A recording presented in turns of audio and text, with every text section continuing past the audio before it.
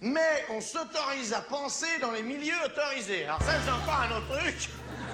Les milieux autorisés, vous y êtes pas, vous, hein.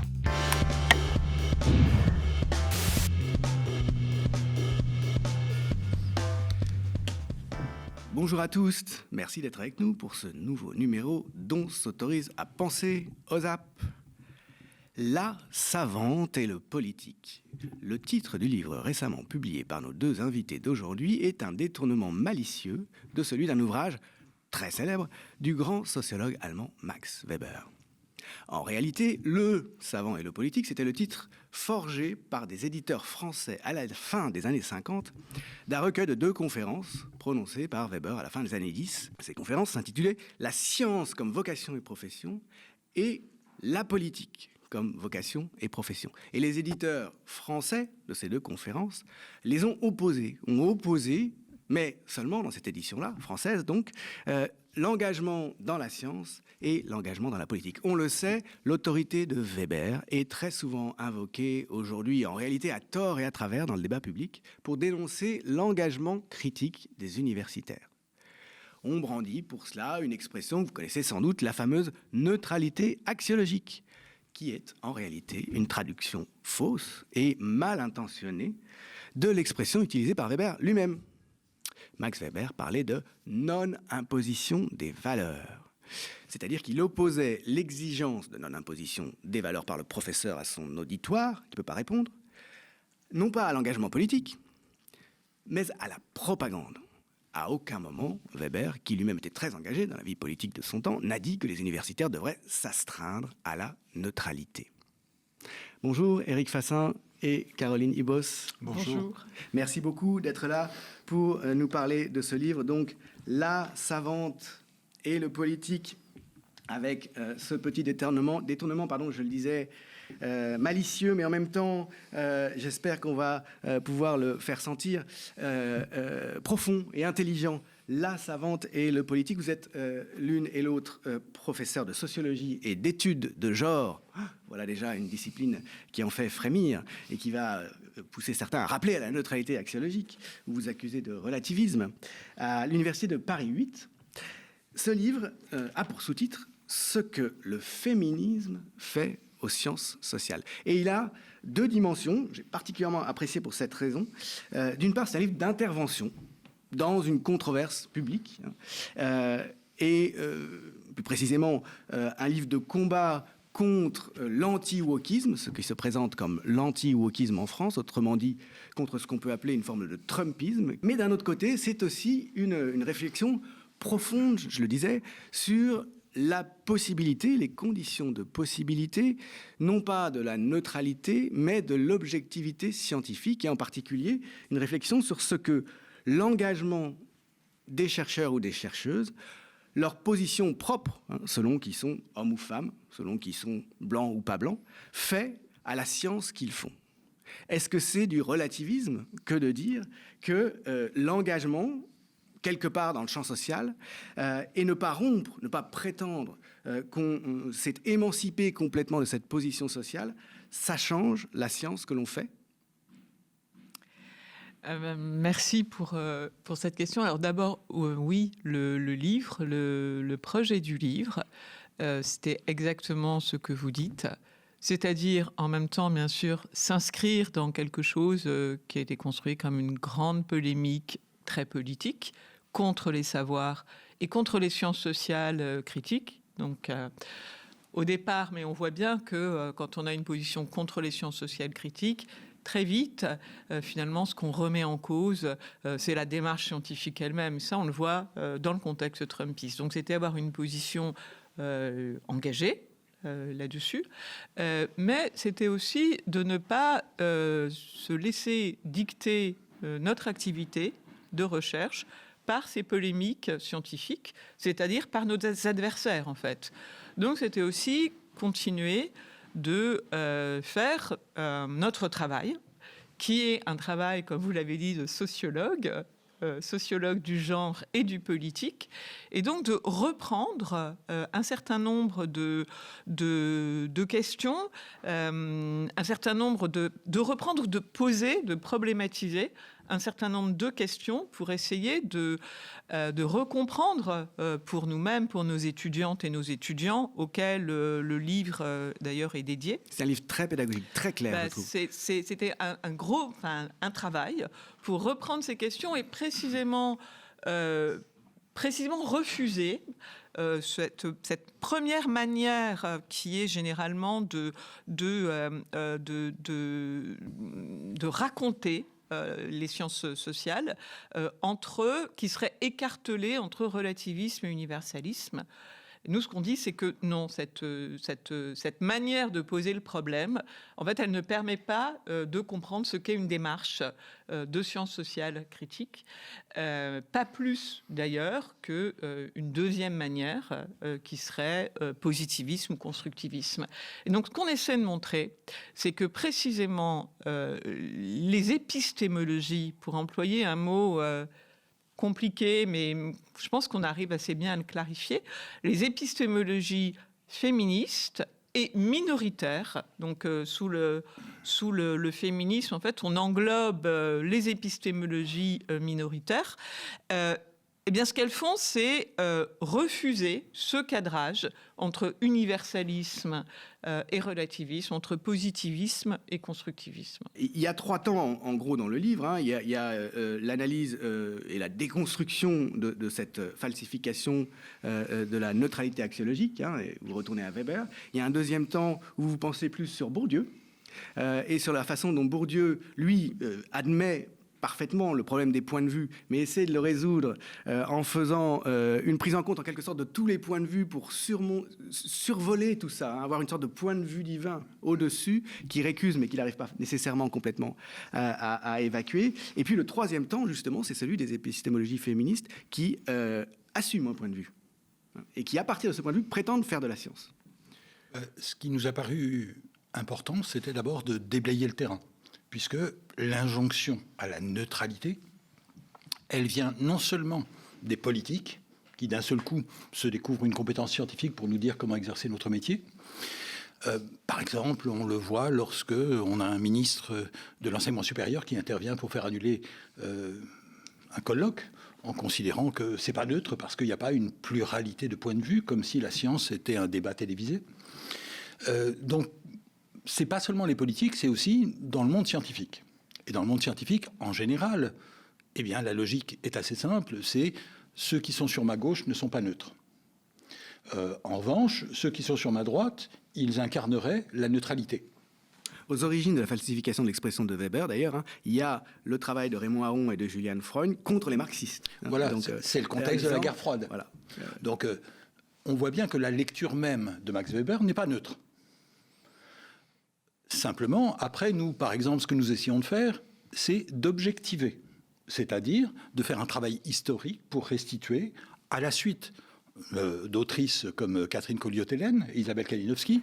Et c'est tout à fait intéressant que, justement, ces deux femmes n'aient guère été prises en compte dans les réflexions sur Max Weber. Alors ça fait 20 ans que leur travail est paru et qui fait la démonstration de cette falsification. Absolument, nous nous appuyons sur ce travail. Enfin, j'avais, pour ma part, commencé à l'utiliser dans les années 2000 parce que ça me paraissait changer entièrement la conception que nous pouvons avoir. Et en particulier, c'était une question qui m'importait puisque je revendique d'être un sociologue engagé.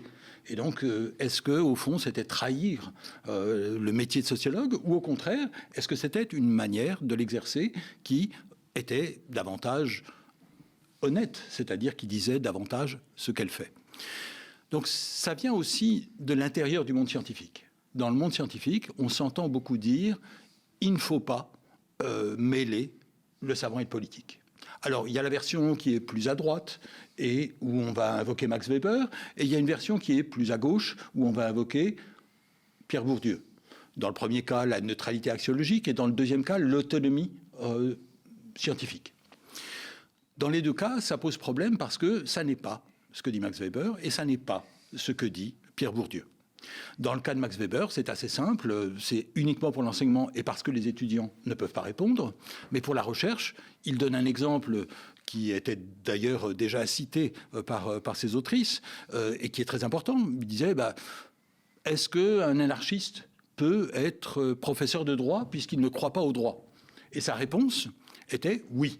Pourquoi ? Parce que son point de vue lui donne un levier d'Archimède. Autrement dit, le fait de ne pas croire au droit, ça permet de voir des choses que ne voient pas peut-être ceux qui croient au droit. C'est une leçon qui pourrait faire de Max Weber une sorte d'ancêtre des épistémologies féministes. Paradoxal, bien sûr, mais quand même, ça nous dit que cette conception un peu étriquée de Max Weber, ça ne marche pas. Donc ça, c'est Max Weber. Mais d'un autre côté, il y a Pierre Bourdieu. Et pour une sociologie de gauche, eh bien, c'est une injonction très forte.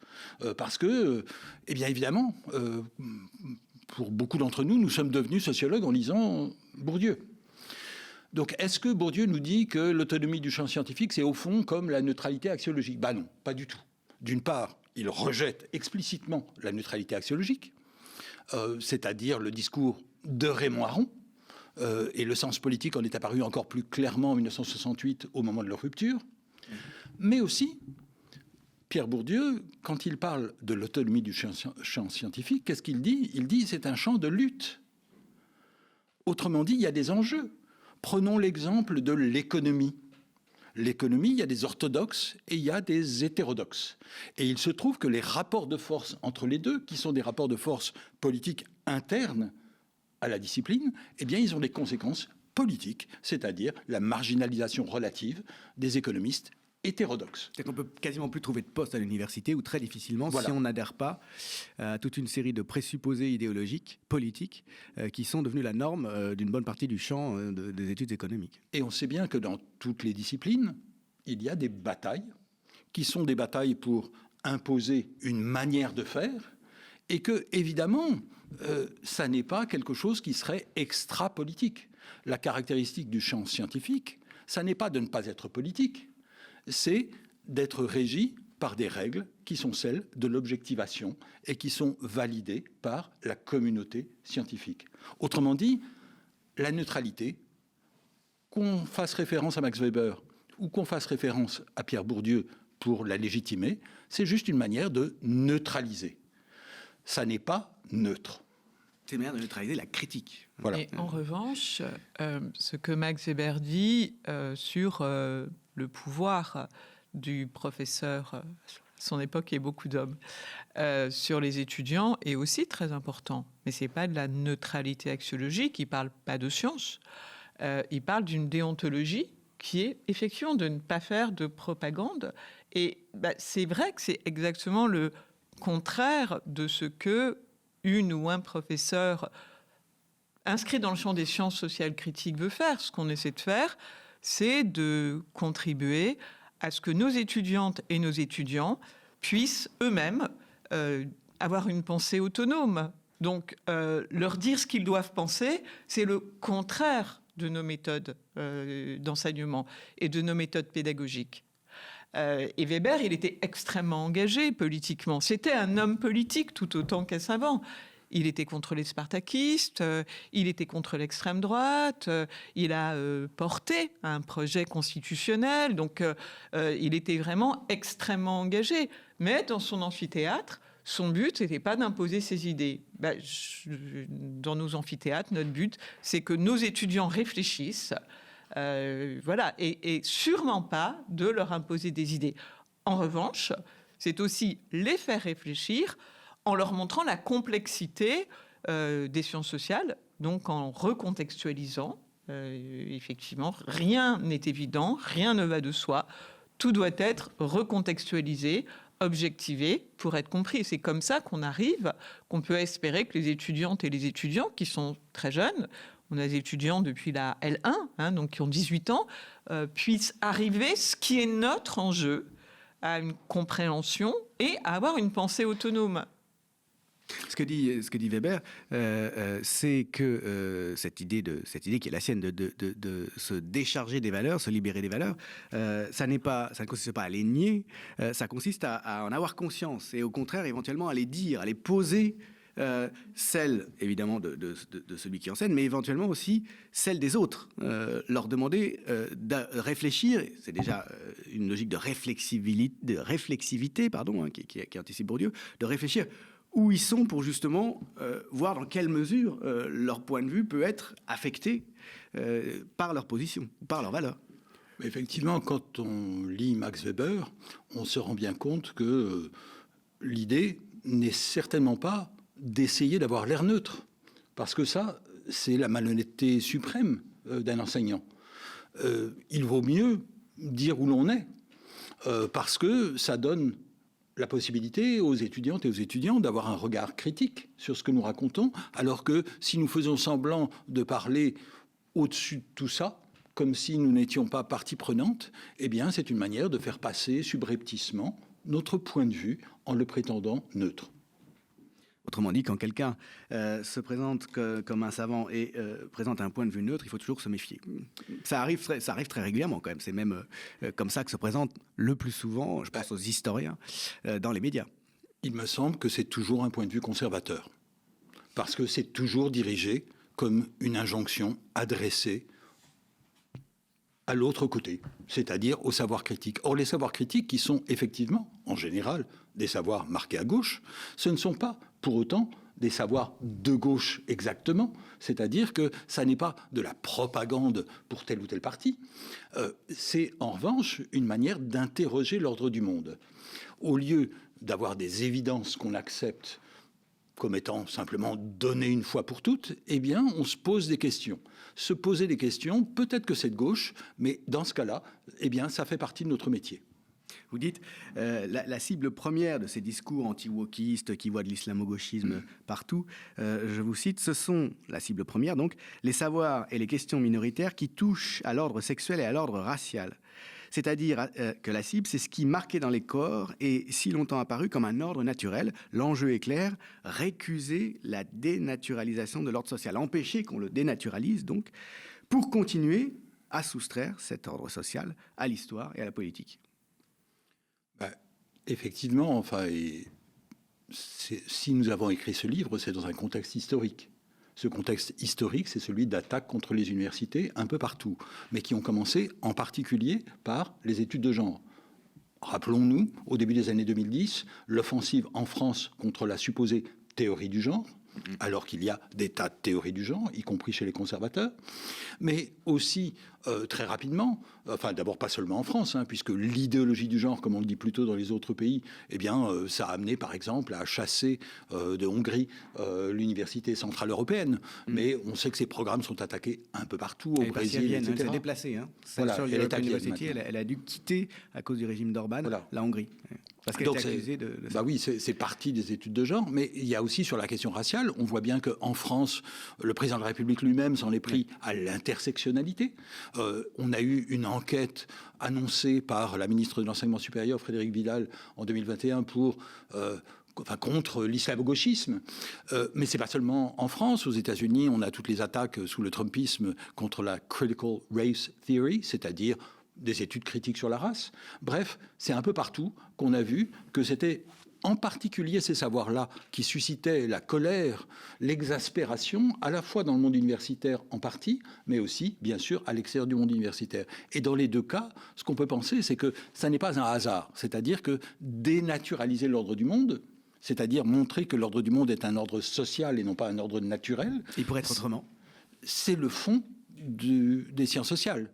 Le problème, c'est qu'il y a des gens qui ne veulent pas de ça et ils s'en prennent. Pourquoi à la race, au genre? Eh bien, précisément parce que c'est quelque chose qui vise à dénaturaliser ce qui apparaît le plus naturel du monde, à savoir nos corps. Il y a dénaturaliser et dénormer. C'est-à-dire que les sciences sociales critiques, elles sont très peu normatives. Elles ne disent pas les choses doivent être comme cela. Or, la science est très souvent associée à des discours normatifs et prescriptifs. Et là aussi, il y a une sorte de confusion entre une vérité qui est une vérité à atteindre, qui n'est pas une vérité stable, et une vérité qui serait une vérité normative. Celle que parfois, des sciences qui parfois sont des sciences sociales sont incluses quand elles ont des démarches critiques, comme le droit ou la philosophie, par exemple, mais pas toujours. Le droit et la philosophie peuvent aussi s'exclure de cela en ayant un point de vue normatif. Et donc, il y a une sorte de conjonction entre la neutralité, qui est en fait une capacité à tenir un point de vue normatif, c'est-à-dire le monde doit être de cette manière-là, l'objectivité, et la norme. Et donc, effectivement, les sciences sociales, elles sont très peu normatives. Elles sont là pour, les sciences sociales critiques, comme le disait Éric, pour défaire ce qui semble aller de soi, ce qui semble être naturel. Donc, elles sont aussi toujours un peu, pour pas mal de gens qui sont du côté du conservatisme, hein, le conservatisme, c'est garder ce qui est là, elles sont toujours un peu déceptives, parce qu'il y a quelque chose qu'on ne donne pas. Et ce qu'on ne donne pas, c'est justement de dire, attention, le monde est comme ça, il doit être comme ça. On parlait de Max Weber comme déjà amorçant une réflexion réflexive, mais le mot réflexivité n'était pas là. Le mot réflexivité, il se développe sur 2 arènes en parallèle, au moins sur 2, en tout cas qu'on identifie bien dans notre travail, dans les épistémologies féministes, autour de Sandra Harding, une épistémologue qui parle de réflexivité historique, et chez Max Pierre Bourdieu. C'est joli comme lapsus. Oui, c'est un mot. En France, c'est vraiment Bourdieu qui a lancé. Il ne savait pas ce qui se passait. Mais il faut se descendre. Au même moment. Peut-être qu'il le savait, peu importe, parce qu'il était quand même un lecteur des sciences sociales états-uniennes et nord-américaines. En tout cas, il n'en faisait pas état. Il n'en faisait pas état. Est-ce qu'il lisait ces sciences sociales-là? Il n'en faisait pas état. Et pour le coup, on peut dire que chronologiquement, c'est les féministes avant Bourdieu. Donc c'est aussi bien de se décentrer de ce côté-là. C'est que les épistémologies féministes, elles arrivent en France très très tard, mais ce sont des réflexions qui se développent à partir des années 70, 80. Voilà. Donc Bourdieu, quand il parle de réflexivité, en fait, ça dépend comment on le relie. Il y a un sens qui est vraiment celui que lui développe, qui est la réflexivité du champ. C'est-à-dire que dans le champ des sciences sociales, on doit, le chercheur, la chercheuse, je me parle plutôt de sociologue, donc c'est épicène, doit se situer dans son champ et se situer dans les rapports de force à l'intérieur même de son champ. Et il doit aussi se situer socialement à l'intérieur du champ. Donc la réflexivité, c'est une mise en abîme critique de sa propre position. Par exemple, s'il est précaire, il n'aura pas forcément le même regard que s'il est professeur au Collège de France, par exemple. Par exemple, c'est ça. Mais s'il est précaire et qu'il fait sa thèse dans telle équipe, il n'aura pas non plus le même regard que s'il est précaire et qu'il fait sa thèse dans dans un autre contexte. Donc c'est tout ça. Il y a une réflexivité qui le évacue un peu, mais qui est quand même sous-jacente. C'est le rapport à soi, le rapport du sociologue à soi. Alors, il l'évacue parce que pour lui, la réflexivité, c'est pas de la psychanalyse.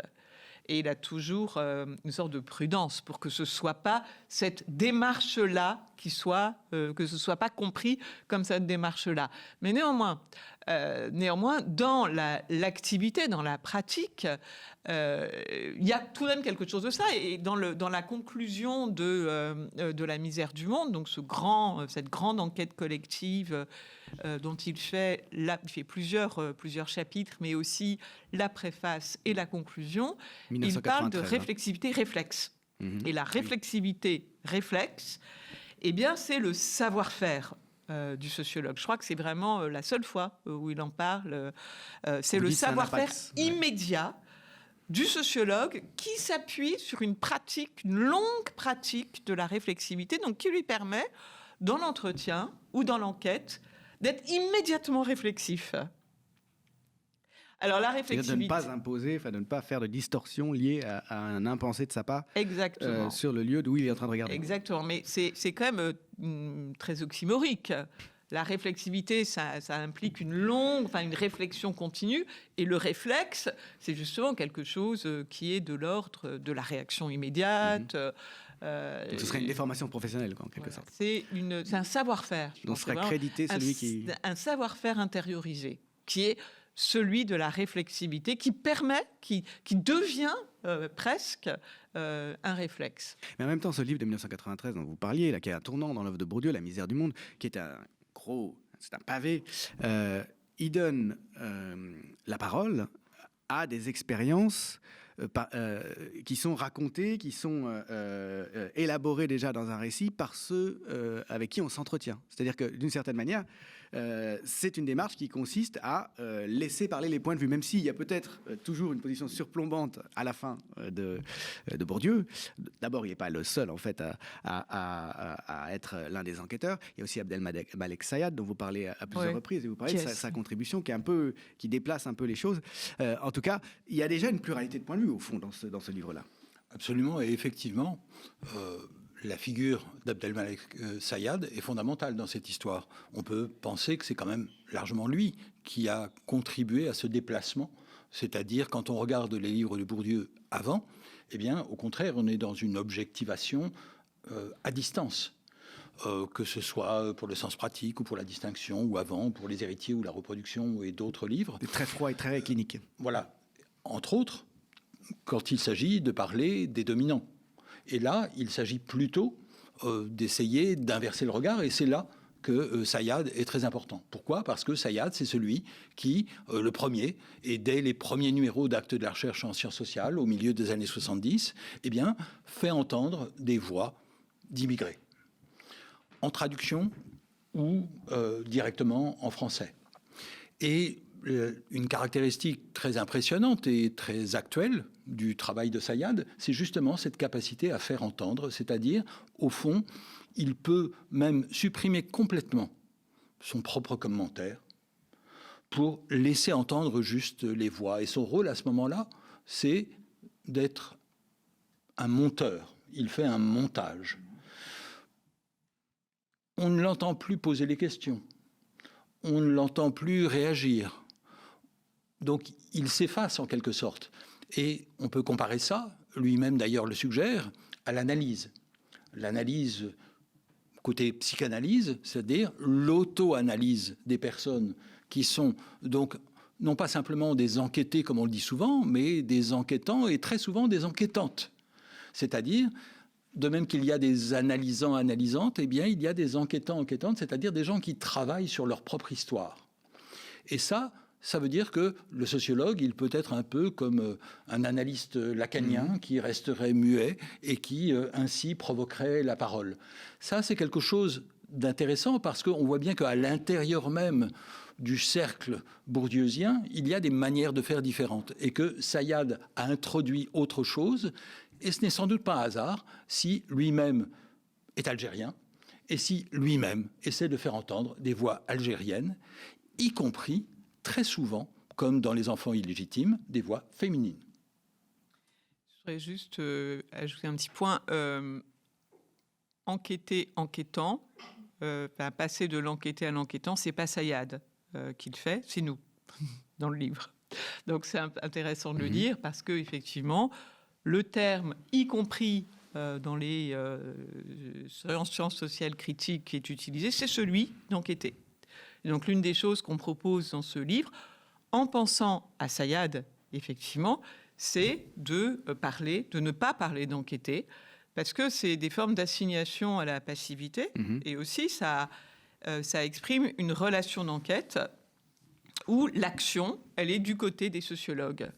Donc voilà, d'où ce passage de enquêter à enquêtant. Vous prolongez enquêtante. Ce que vous désignez dans le livre, qui a été identifié, ce travail de transposition partielle de la démarche et des outils de la psychanalyse par Bourdieu à la sociologie, dans une certaine mesure, même s'il s'en défendait, même s'il ne voulait pas parler de psychanalyse. Même si, comme vous le disiez, ce n'était pas d'abord les problèmes individuels de la psyché individuelle qui étaient l'objet de la réflexivité.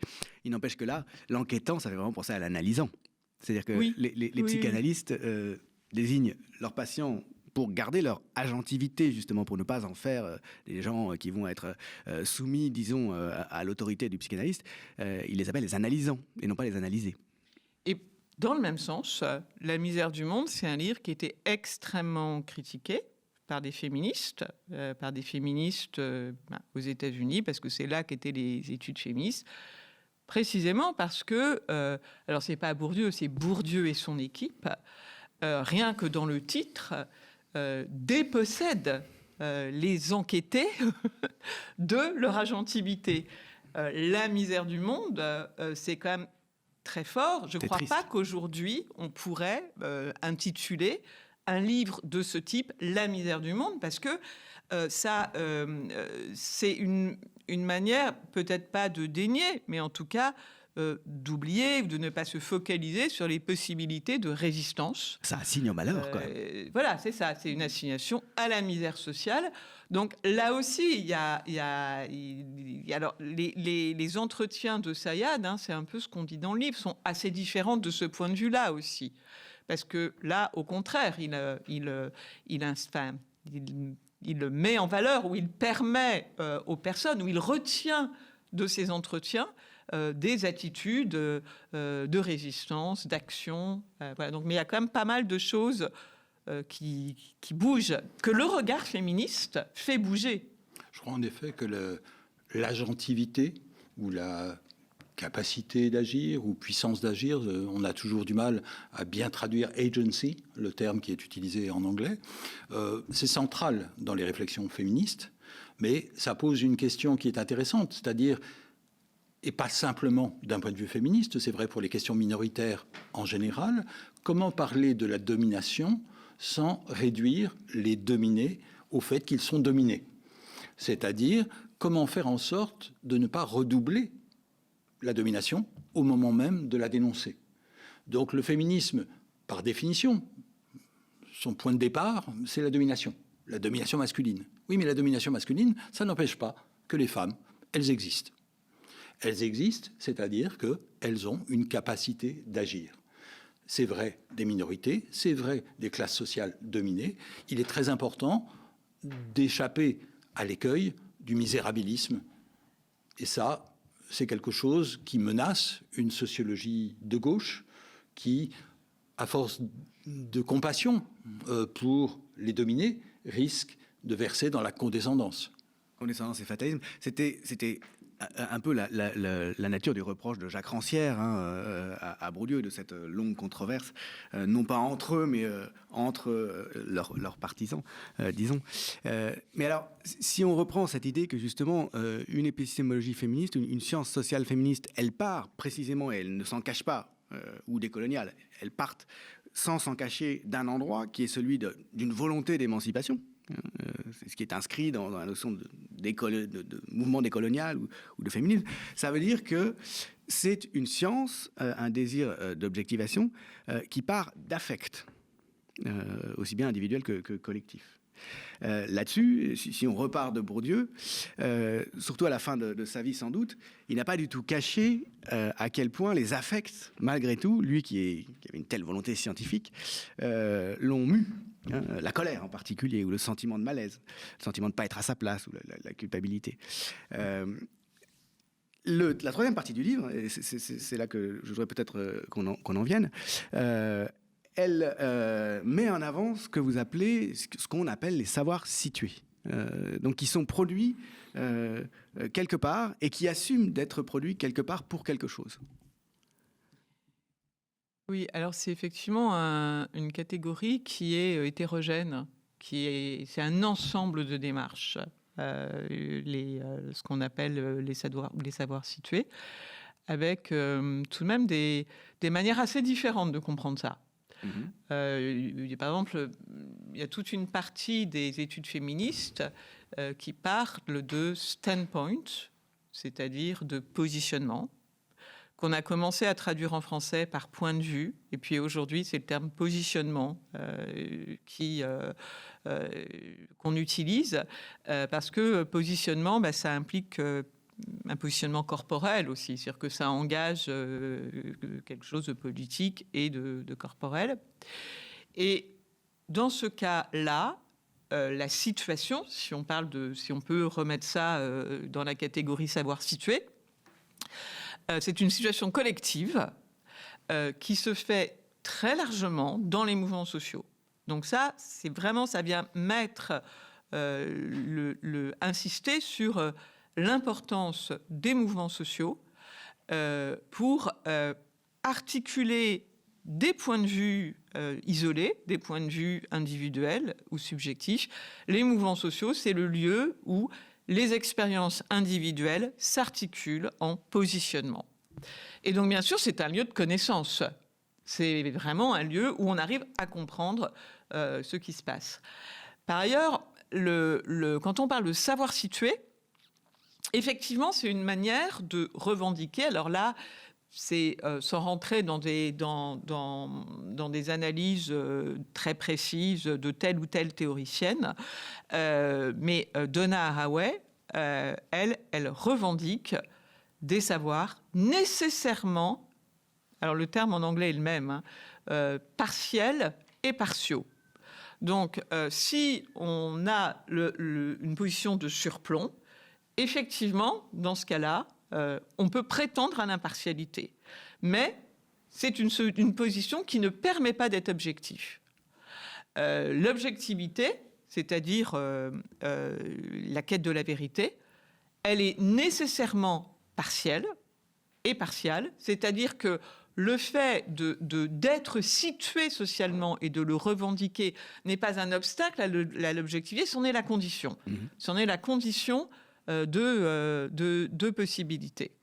Est-ce que cette vérité surplombante, objective, qui serait détenue donc, par le seul savant, en réalité, elle n'a aucun sens. Elle est partielle et partiale elle-même, mais elle ne le dit pas. Voilà, donc, en fait, c'est une pensée des dominants. On est d'accord. Voilà, c'est une pensée des groupes sociaux dominants qui prétendent, toujours pareil, à l'objectivité en invisibilisant toute leur propre partialité. Peut-être si je peux d'abord ajouter un élément, Bien parce sûr. qu'il y a beaucoup de malentendus autour des épistémologies féministes. Non seulement elles sont accusées de relativisme, et on a vu qu'en réalité, c'est tout le contraire.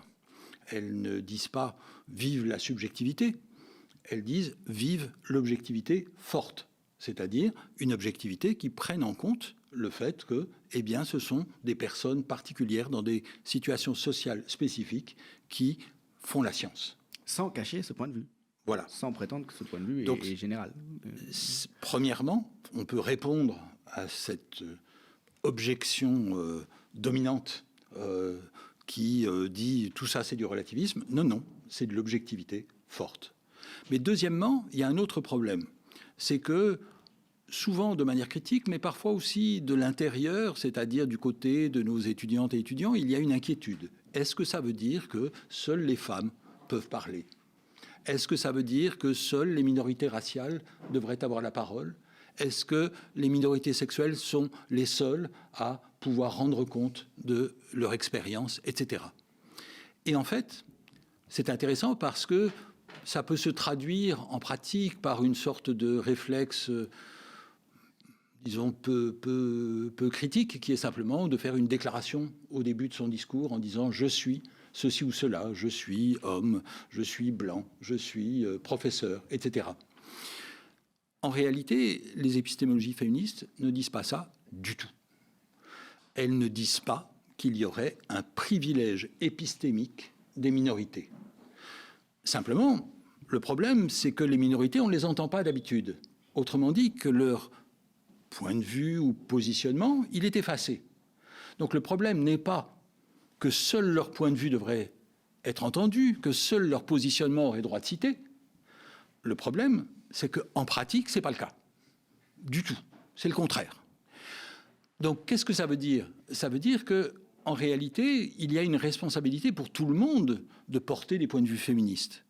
C'est ce qu'elles disent explicitement. Ce serait trop facile si les hommes, et vous comprenez bien que si je dis cela, c'est que je me sens concerné, ce serait trop facile si les hommes laissaient le travail aux femmes, c'est-à-dire c'est vous qui allez défendre un point de vue féministe, moi je ne suis qu'un homme, donc je ne m'en mêle pas. Ou bien sur le fait que, je suis blanc, donc je vous laisse, faites le travail. Y compris ce travail de légitimation, de point de vue illégitime. Donc ça n'est pas du tout ce que disent les épistémologies féministes. Une de leurs références, c'est Marx. Marx n'était pas un ouvrier.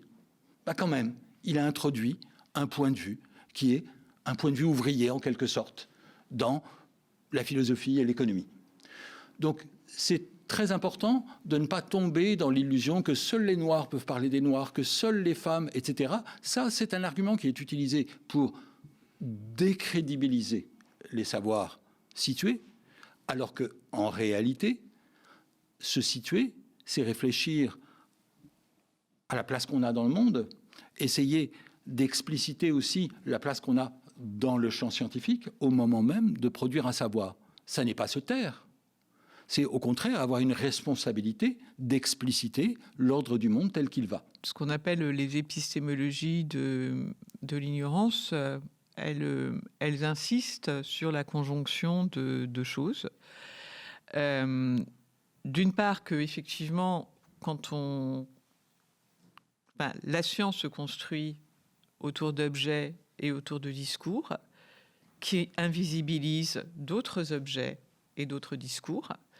Donc, ça, c'est une chose. Mais il y a une deuxième chose qui est que les sciences, les discours majoritaires, les discours qui en appellent justement à la neutralité, une espèce d'objectivité, de surplomb, créent de l'ignorance. Donc, c'est pas la même chose. Ils créent des faux savoirs, en fait. Donc, c'est pas la même chose de laisser de côté certains savoirs, certaines expériences, des savoirs expérientiels, par exemple. Alors là, c'est l'une des arènes où tout ça est très éclairant, c'est dans le champ des études critiques du handicap, par exemple, où les discours sur le handicap, d'abord, il n'y en a pas eu, ou très peu, et puis après, ça a été un discours soit médical, soit psychologique, un discours, comme dirait Bourdieu, de haut, de loin, et puis les personnes en situation ont essayé de récupérer à partir là d'expériences. Donc c'est pas des situations sociales, c'est des expériences institutionnelles, physiques, de récupérer des possibilités de construction des savoirs. Donc là, il y a vraiment une ignorance qui se fait. On ignore tout un tas de gens, tout un tas de savoirs.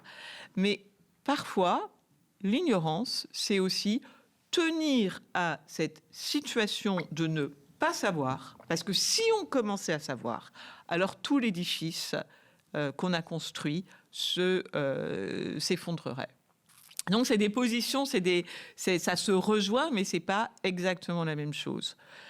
Et puis il y a une troisième. Alors là, on est plutôt dans les questions d'injustice épistémique. C'est-à-dire comment certaines voix, parce que soit les mouvements sociaux n'étaient pas possibles, soit parce que les scientifiques ne s'en sont pas occupés, n'ont pas les mots pour dire les choses. Or, avoir les mots pour dire les choses, alors je crois qu'on donne pas mal d'exemples, et notamment l'exemple du harcèlement sexuel.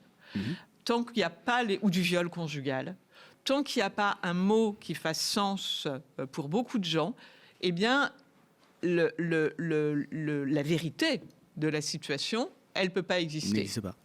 Donc voilà, donc c'est penser, c'est un lien qui n'est pas seulement, là encore, dialectique, c'est aussi quelque chose très politique. Les liens entre science et ignorance sont des liens complexes et très importants à analyser. Ça renvoie aussi au caractère stratégique de la position minoritaire, au fond. C'est-à-dire que quand on est dans une position minoritaire, on peut voir pas mal de choses qui sont laissées de côté, qui sont ignorées par définition, par la position majoritaire, par la position surplombante institutionnelle de ceux qui normalement savent, ceux qui normalement... Alors ça ne marche pas de manière mécanique, sinon toutes les femmes seraient féministes. Ouais. Et de même, on aurait toutes les minorités qui seraient du côté minoritaire. Ça n'est pas si simple. Toutefois, effectivement, eh bien, ça donne une expérience qui peut inciter à voir, à réfléchir, à se poser des questions qu'on ne se poserait pas autrement. Simplement, ça se paye aussi souvent du fait que eh bien, c'est illégitime et que donc on a du mal à le penser. Comment les féministes ont-elles fait, par exemple, pour arriver à formuler la question du harcèlement sexuel ? Eh bien, ça demandait d'abord du consciousness raising, c'est-à-dire un travail de prise de conscience collectif C'est-à-dire qu'il ne suffit pas d'être une femme pour pouvoir nommer cette expérience. J'avais été très frappé en travaillant sur ce qu'on a appelé en anglais le date rape, c'est-à-dire le viol par un proche qui peut être le petit copain ou qui peut être quelqu'un qui est rencontré comme ça, mais qu'on connaît. En fait, ça n'était pas dissible. Pourquoi ? Parce que le viol, en principe, c'était un inconnu. Un inconnu qui était caché dans un buisson ou dans un garage. Alors que le date, là, on a rendez-vous. Donc alors que voilà, c'est qu'on se connaît et même on avait prévu de se voir, simplement ça tourne mal. Et donc ça n'était pas nommable.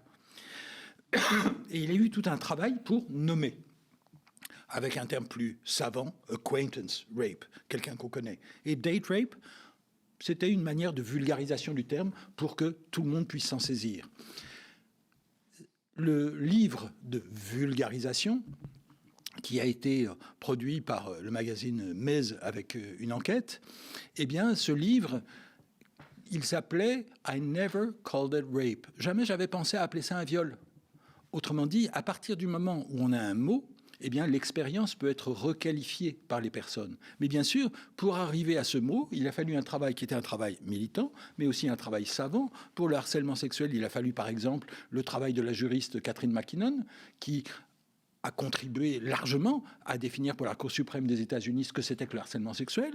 Mais aussi, il y a eu des enquêtes statistiques qui ont été faites par des féministes sur le date rape, sur le acquaintance rape.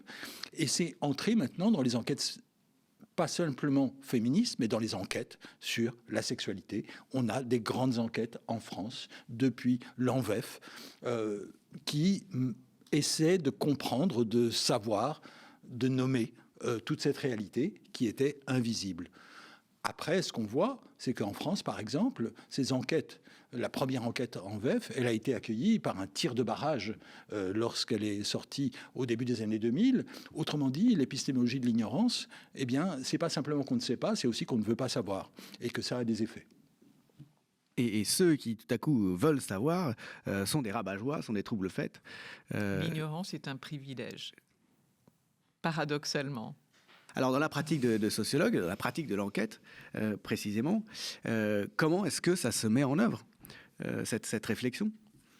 Alors, c'est intéressant parce que, en même temps, donc, c'est ce champ des épistémologies féministes, il secoue absolument toutes les sciences sociales. Et en même temps, il n'y a pas de transposition possible. En fait, ce n'est pas l'enjeu de traduire sur le terrain, mais en revanche, le terrain est vraiment affecté par toute cette question de l'objectivité renforcée. Les générations plus jeunes sont particulièrement sensibles à cela. Et la question, telle qu'elle peut se poser, c'est comment est-ce que dans une enquête très concrète, qu'on appelle souvent enquête ethnographique, qui mélange plusieurs méthodes, en fait.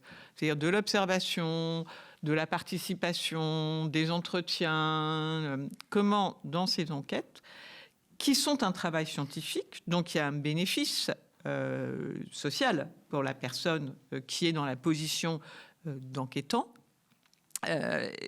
d'enquêteur plutôt, ou d'enquêtrice, comment ne pas accaparer, comment ne pas utiliser les ressources du terrain pour son propre compte, en dépossédant un petit peu les personnes que nous, on veut appeler des enquêtants. Donc, quand on les appelle des enquêtés, c'est beaucoup plus clair. Il y a un enquêteur ou une enquêtrice désenquêtée. L'enquêteur, enquêtrice publie un article, fait sa carrière avec. Pas de problème. Mais les enquêtés, qu'est-ce qu'ils deviennent ? Souvent, ils ne lisent pas les articles, ils ne lisent pas les savoirs qui ont été produits sur eux. Il n'y a donc pas de possibilité de contester. Ils ont juste été un matériau. Et un matériau... Voilà. Et donc ça pose des questions qui ne sont pas seulement des questions éthiques, mais qui sont vraiment des questions à la fois, justement, savantes et politiques. C'est-à-dire que, est-ce qu'il y a des savoirs justes, au sens de la justesse, qui peuvent exister s'ils ne sont pas justes au sens de la justice ? Donc tout ce qu'on essaie de questionner, et on fait quelques propositions critiques dans le dernier chapitre du livre. Eh bien, c'est vraiment sur comment on enquête, comment démocratiser l'enquête, c'est-à-dire comment remettre de l'égalité dans les paroles, dans les processus d'expression, dans les processus de co-construction des savoirs, dans les processus de diffusion, de restitution des savoirs.